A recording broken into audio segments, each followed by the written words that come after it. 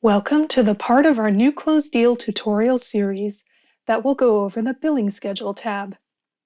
This tutorial will include the billing schedule's intended purpose and how it provides details for accurate commission billing without affecting critical accounting data. The Billing Schedule tab is usually used in conjunction with the Deal Share tab. Both are part of a simplified closed deal data entry process designed for brokers or staff who are not meant to have access to or modify potentially sensitive accounting information. This is an optional step and may not be relevant for your firm's internal process. If that's the case, you can ask your system administrator to hide this tab from the workflow in your user settings.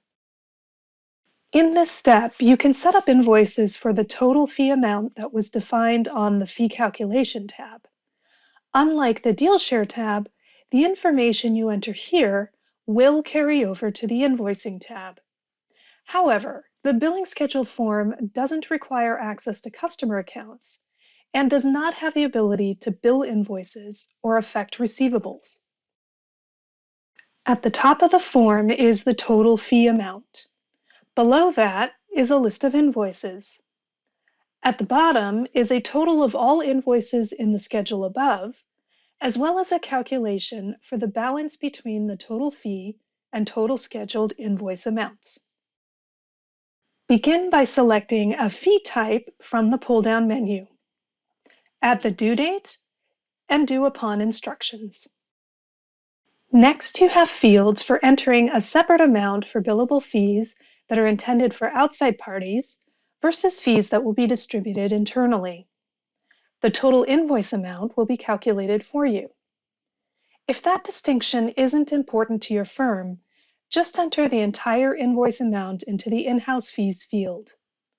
Most of our current accounting reports rely on information from the Fee Splits tab, not this tab, to determine outside versus in-house fees.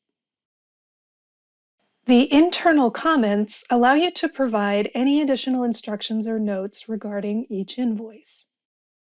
Click the Add button to the right of this invoice to set up the next invoice.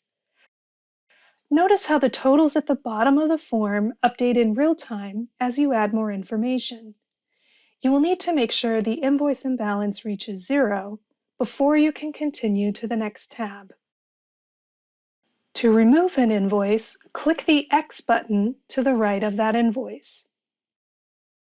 Once all of the fees have been scheduled for billing, click Continue to move on to the next step. Please note, you will not be able to change or remove an invoice on this tab after it has been billed via the Invoicing tab.